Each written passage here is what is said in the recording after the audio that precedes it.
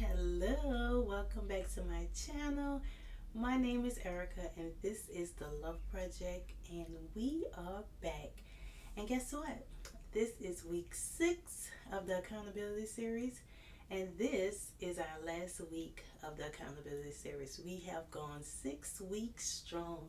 I hope you have taken the time to walk through week 1 through 5. If you have not, be sure to go back, check that out, and then come back here and get caught up. But in the mean in between time, we are going to get started. Be sure to like, comment, and subscribe. So, without further ado, we're going to get started.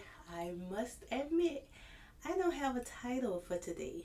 I will figure out a title after the fact, but I don't have a title for today because the Lord told me to just share my heart.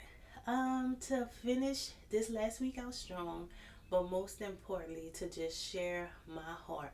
So, originally I started this accountability series to help singles just take the time to work on ourselves so that we can be prepared for the beauty of what marriage have to offer, so that we can find a quality mate, and that we can bring our best self to relationships.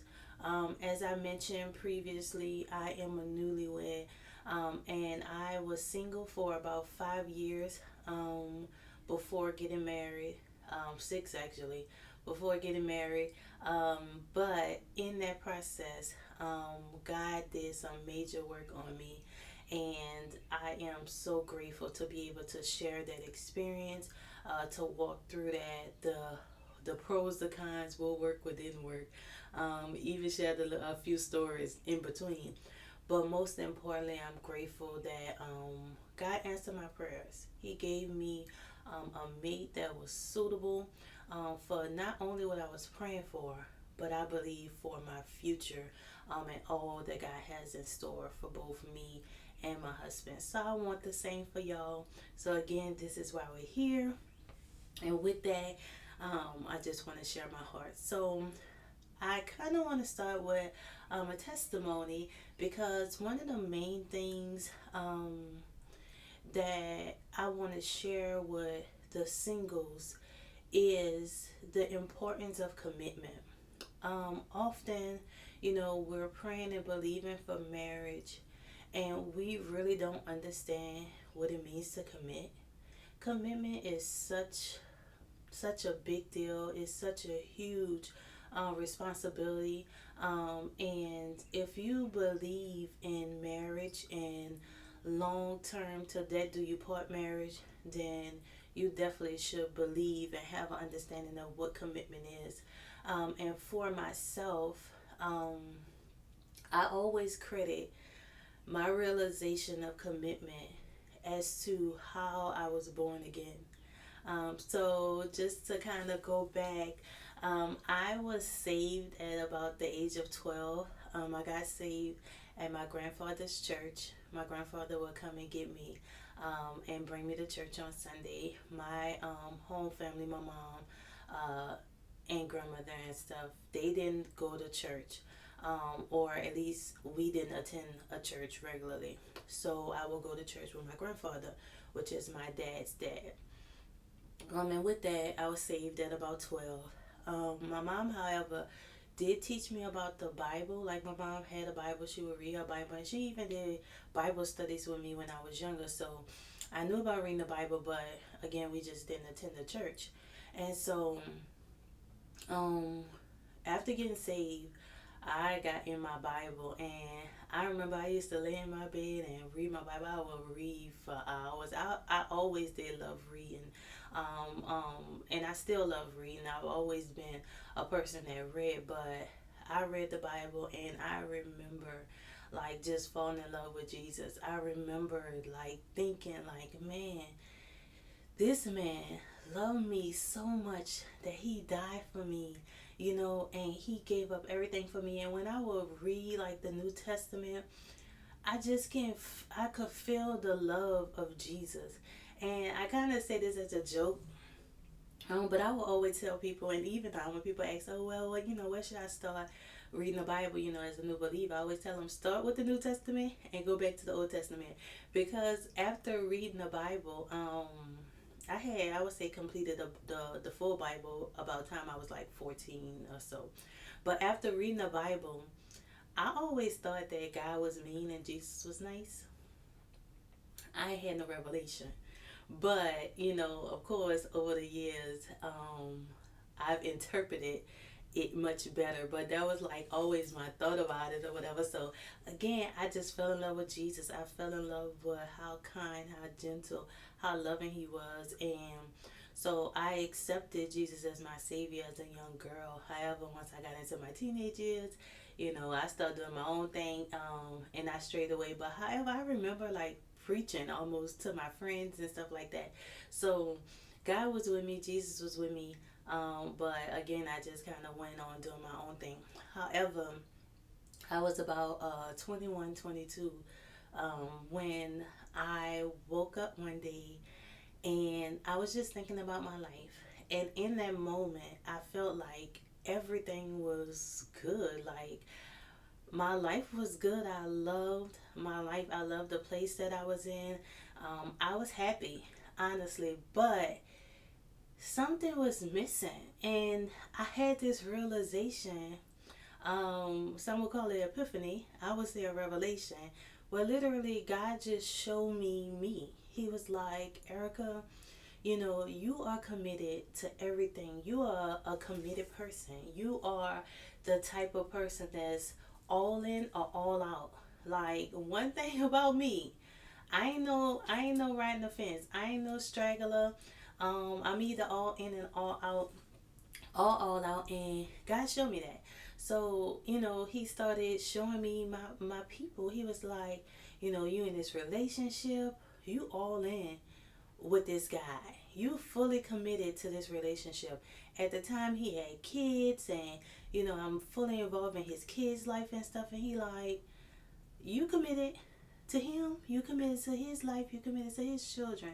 He showed me my mom. He was like, your mom will say you are a great daughter. You are fully committed, to your mom. Your boyfriend will say you a great girlfriend. You fully committed to him. Your siblings will say you a great sister. You're fully committed to them. Even your job, like your job, your bosses and stuff, they will speak highly of you because you are fully committed to what you do. And where do I fall? And when I tell y'all, that hit me like a ton of bricks. It hit me like a ton of bricks. And I instantly just got so sad, and I want to say I even cried, but I know for sure I just got so sad because out of all people, God, Jesus deserved my commitment more than any of them. Now, don't get me wrong. I love my boyfriend. I love my family. I love my job. But they don't come before God. He was the reason I existed. He was the reason that they were even a part of my life. Like everything I have, I owe it to him. And in that moment, it just was like, wow. Mm. And I decided in that moment, I was like, I'm going back to church, and I'm getting myself together, right? And when I tell you, literally, I went back to church that whatever day that was, that following Sunday or whatever, and I haven't looked back since. I have not looked back since.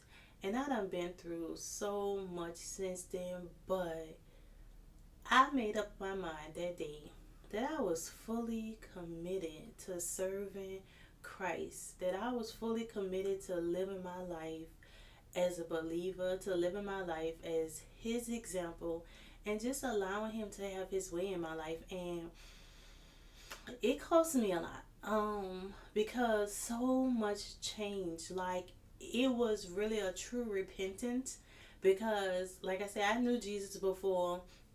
um I was a believer, but that moment it just turned everything around. And I say that to say that the only true way to prepare for marriage, to understand the weight of marriage is to have a relationship with Jesus.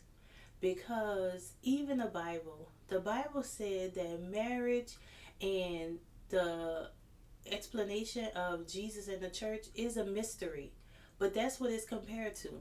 So how can one know what marriage is like if they don't know how Jesus feel about his church, how Jesus feel about his bride, how Jesus feel about you, his child? Because we are the body, we are the bride, we are the church. So all of that happens through that relationship. And we could never understand what true commitment is until we have fully committed to living a life according to the word, living a life in Christ. And so, in this accountability series, like the Lord is just urging us to continue to desire marriage, continue to desire healthy relationship, continue to desire to be whole, but most importantly, continue to desire a commitment to him. And as the word say, seek first his kingdom, his righteousness, and all these things will be added unto you. And even then, I feel like so often we look for in people that very thing we're looking for in Jesus. And mainly it's love. Like we always looking for love. Whether it be we didn't get it in our childhood, whether it be companionship, whether we've seen beautiful marriage, we've seen people be loved properly, and then we then want that for ourselves. Um, and it's not to say that you can't have it and then find Christ. That's I'm not saying that at all. I'm just saying that while you're in this place of singleness, while you're in this place of whatever this season is in your life, take that time and whatever it is you want, desire, find it in Jesus first. If you find it in him first, I'm telling you, it'll be so much easier for this person to come in. It'll be so much easier for him to connect you with the right person, and you to have the eyes to see and recognize who that person is, and recognize when that season is near. And also, I wanna kind of talk about why healing is so necessary. In my previous, I want to say week 3, I talked about how I was in a relationship and the guy I was dating was killed, and how traumatic that was for me. And a lot of times I feel like people, when it's social media and stuff, or just in general, especially being here in Virginia, people are getting to know me, but they don't know me. I kind of just popped up, after the wedding and stuff and so on. But a lot of times people see the glory and they don't know the story. So I, again, I was dating this guy. We had been together for 3 years. We had just come to the place where we're like, okay, mainly me. I'm like, it's been 3 years, baby. What we doing? And we were so involved in each other. Like I mentioned, he had kids. We was a family, and everything about us was just engaged in one another. So I'm like, what we doing? Like we perpetrating right now, and I need answers. And as I mentioned, I had came to Christ, and I wanted to live right, and I no longer desired to live a life perpetrating marriage by shacking up and being with somebody that I wasn't married to. And I also started my abstinence journey with him, because again, I got to a place where I was like, I cannot keep doing this. Like the Holy Ghost had been tugging on me. I was reading my word, and I'm telling you, I was like, oh no, this ain't gonna work. And it's so funny because the day I told him that I wanted to abstain, and I couldn't continue to have sex with him and all this stuff, it my heart was beating so fast, and I just didn't know how to get it out.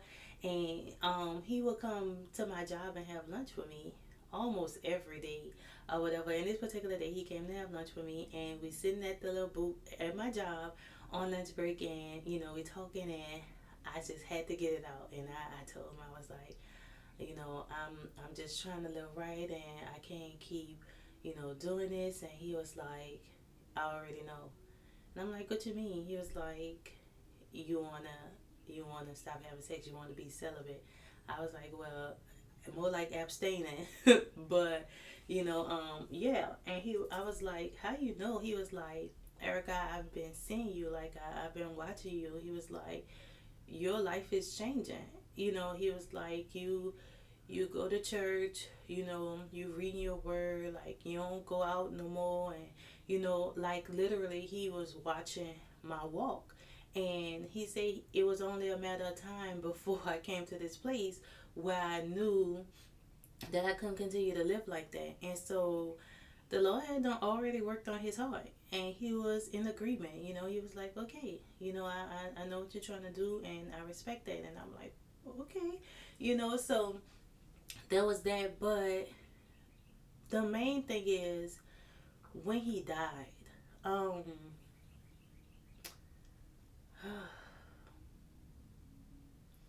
so this was the hardest thing I ever had to deal with in my life. Again, I'm in love. I'm in love. I had my rag. I knew it was gonna make me cry. Uh, I'm in love.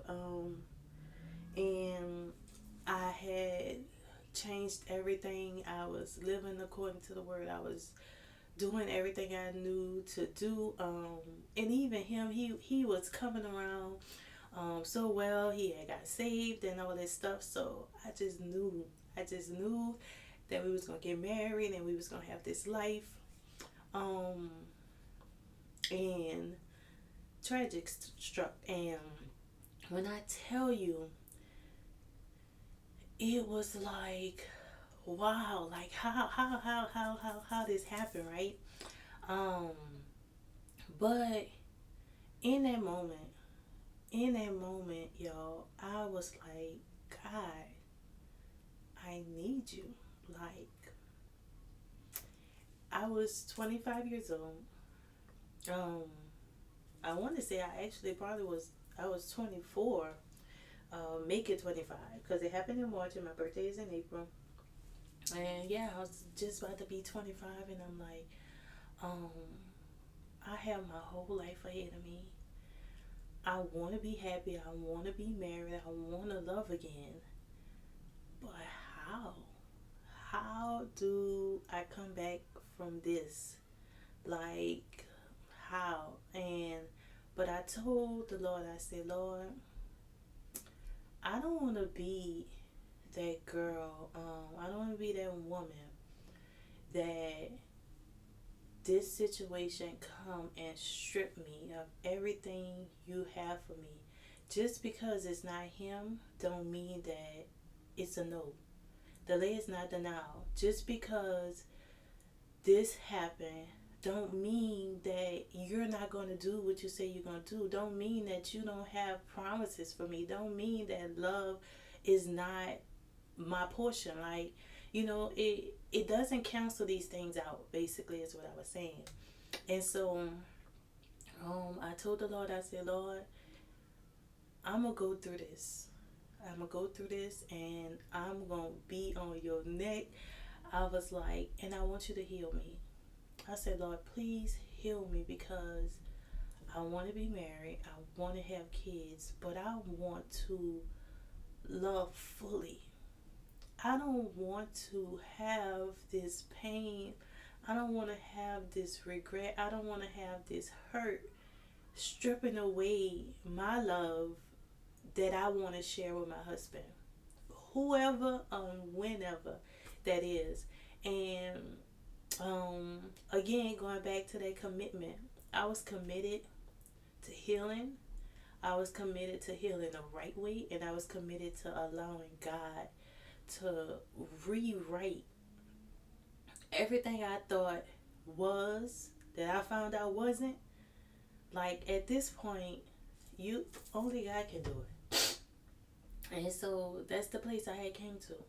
And so even, your healing might not be from grief or loss. Your healing could be from abuse. Your healing could be from, you hurting yourself. A lot of times we are our worst enemies. Whatever that healing look like for you, just know is important. And whatever that healing that's needed, just know that God can do it. I mean, God turned my life around. He healed me. Like, I will go, man, it will be some days. Some days, I'm telling you, I could be walking in the store. I could be driving down the street, and it just hit me like a ton of bricks. And I'm like, Lord, what is this? I will go 6 months in, a year in, and a year and a half, and 2 years, and I think I'm doing okay. And then it would just hit me like a ton of bricks. And I'm like, Lord, but I would have to remind myself, Erica, you've been healed. The Lord is near to the brokenhearted. He saved those that's crushed in spirit. That's the word. That's the word. Psalms 34:18. And so I'm like, yeah, I had to remind myself, like, God healed you. Already healed, right?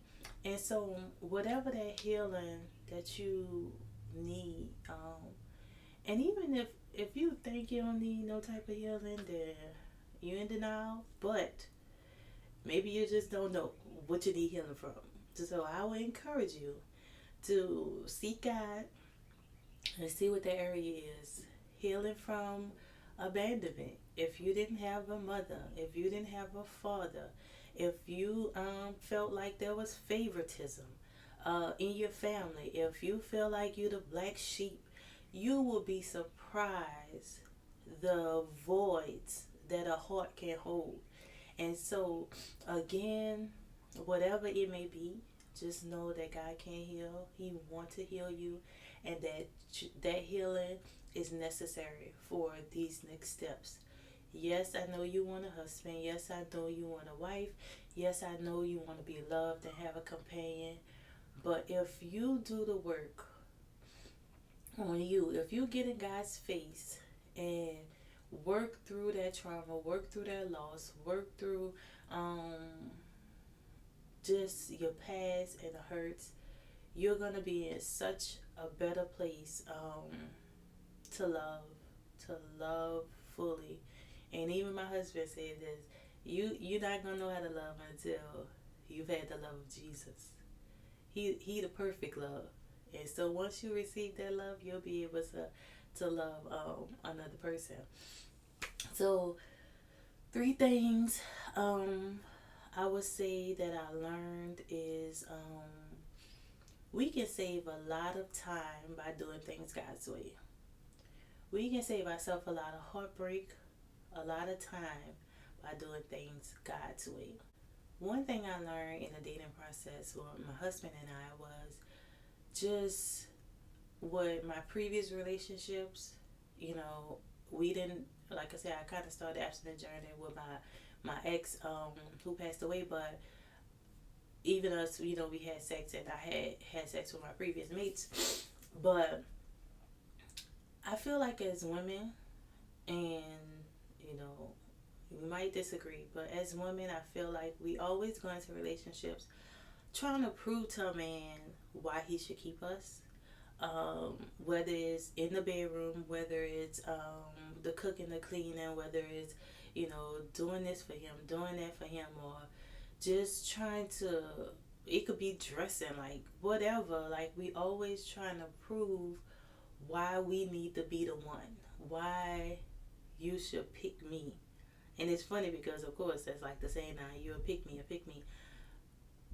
technically we all a pick me, because that's what women do. Like, we go out and we try to prove to men that we are the one out of the majority that should be their choice, but we go about it the wrong way. As I mentioned in my past videos, my husband Marcus was the first one, the first man ever to show me that I didn't have to give nothing to him and he wanted to pick me. I didn't have to prove anything to him. I just had to be Erica. I just had to love God. I just had to be transparent. I just had to, communicate and show him who I was. And he said, yeah, huh, that's the one I want. So the whole thing is, we doing it backwards. We doing it backwards. And that's the reason why God's way is the best way. Even like with sex, right? Okay, so we go through these multiple partners, and then we wonder why we have such confusion as to what we want, who we are, what we like, all of this stuff. But if we did it God's way, we wouldn't have as many questions as we have now. The reason why people say, well, I don't want to wait to marriage because what if it don't be good? Do you know if you never had sex, you wouldn't know what good was? But because you have so much experience, you're questioning God's way because his way don't make sense to your sin. His way, which is wait, don't do none of this, and then y'all will both not know what good is, and then y'all come together and then y'all can make good be whatever you want it to be. But because you have so much experience, you now look at the possibility of not good but great and say, well, I don't want to wait to marriage because what if I get with him and this happened, or what if that happened, and what, like, do you know you're taking the same risk by the people you are sleeping with? When you first get with a boyfriend and y'all start having sex, you know it's a chance that it won't be good. But at that point, they're just your boyfriend. You go your way and they go their way. And then you still want a husband. You want to sleep with this woman, you want to sleep with this woman. And then you want this wife that don't got no numbers. And, her numbers ain't up here and she ain't ran through and all that. But then you get with this nice girl who loved the Lord, or whatever you want her to be. And you want her to act like all these run-throughs that you done dealt with. Make it make sense. Make it make sense. So, again, that's the reason why God's way is the best way. And you can save yourself a lot of heartache by just lining up what God says. Lining up. It is not easy, y'all. It's not easy. It's not easy. It's not easy. I'm going to come back with a video on that. Because my husband and I had so many boundaries, y'all, in the dating process to be able to make it to the altar spotless and clean. So it ain't easy, but it is so worth it. Number 2, everything truly work together for your good. Now y'all just sit here and tell me, share my tears about the love that I lost. However, it does not compare to the love that I have found. And when I say that, it's not the people. It's not the people. It's the knowing the depth of that pain and knowing the potency of this joy. It don't compare. I went through that hard season. I went through so much to get through what, man, should have killed me. It could have took me out. I could have been out of my mind, whatever, but God. And as bad and as painful as that was, it do not compare to the joy I have in knowing that God loved me enough to restore me, to heal me, and to give me a husband that loved me beyond what I can even imagine. And that's God. He said he is able to do exceedingly abundantly above all we can ask, think, or even imagine, according to the power that work within us. So I'm so grateful. And I don't know what your situation is. I don't know what your circumstance is, but I'm more than sure, just like me, you've been through some things.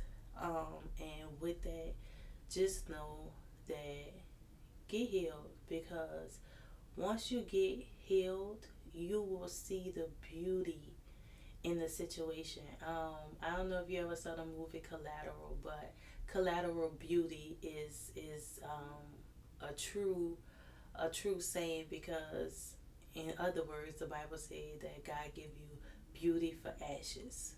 Um, so he have a way of turning things around and causing it to work for your good.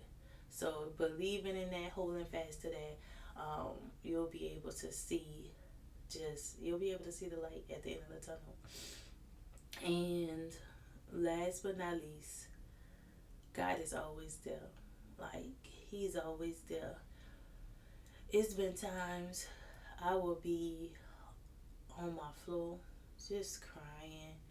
I will be, I mean, it was times, my sister, she lived with me for a while, and it was times where she would have to come get me out the shower, because I would just I would just break.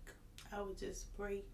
Um and even in that time, I am a advocate of praying in the spirit or speaking in tongues. Um a lot of times I couldn't pray for myself. I didn't have the words. I would be mad, and I would tell God, I'm like, I'm so mad. I feel so cheated. Um, and so on and so forth. Of course, like I mentioned, he had kids, and just seeing his kids go through different things were really like weight on me. But in that time, God was always there. And I would pray, and sometimes I would just lay before the Lord and cry and get those tears out. Um, but He was always there. He was always there, and it's even times that He showed me, even like before I rededicated my life, and when I was living reckless and doing whatever, child, He would show me, like, He was always there.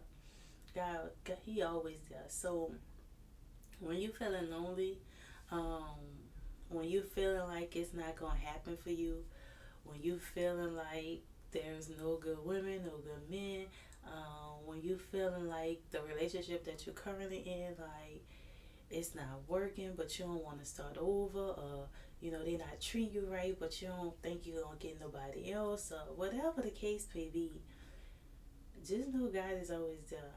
Like, He gonna get you through. You have to do what you have to do for you. Give it to God, and He gonna see you through. And so, um, with that, again, I don't know what this um topic is gonna be, but I want to end this accountability series with just my heart. Like, my heart is for singles. My heart is for uh people that desire marriage, that desire godly marriage, people that want to live and do life with somebody for the rest of their life. My heart is for those that um, have been through some things and have or have not seen the power of God and desire to see the power of God. Even now, things are great. I'm married, and life is beautiful, but even now, there are some things I'm in expectation for. There's some things I'm believing for God to do. So the prayer don't stop. The prayer just change. So I no longer have to pray for a husband, but now I have to pray over my husband. Um, I'm no longer praying to get married, but I'm praying to stay married. I'm praying to be happily married. I'm praying to have a healthy marriage. So again, the prayers don't stop. The prayer just change. And so this season that you're in, whatever this season look like, it's just a season. Make sure you're praying. Make sure you're doing what you need to do to meet your end of the bargain, because God's gonna do it. And when He do it, and you know that you was all in, when you know you've been fighting what you've been fighting, you when you know you've been holding on to God's unchanging hand, holding on by a thread, when He do it, when He come through, it make it so much better. It make it so much better, and it just make it so much easier to give Him the glory. So that's why I can sit here and give these pointers and kind of just give my heart um, about where I am now as far as being married, because this didn't happen overnight. It did not happen overnight. There was some struggles along the way. I went through some healing. I had a long single season. I did some dating. I enjoyed my singleness. I got to know Erica. I became whole, nothing missing, nothing broken, and nothing lacking in my life. I met an awesome man. I committed and submitted my life to God, and it made it so much easier to do the same to my husband at the altar on October 8th of 2021. And so again, I wish the best for y'all. I'm excited about y'all future. If you have any questions, any comments, anything else you want to talk about, please be sure to like, comment, and subscribe. Again, let me know what you want to hear about. Let me know what you want to talk about. Let me know what you want to chat about. All right? I love y'all. See you next time. Love ya.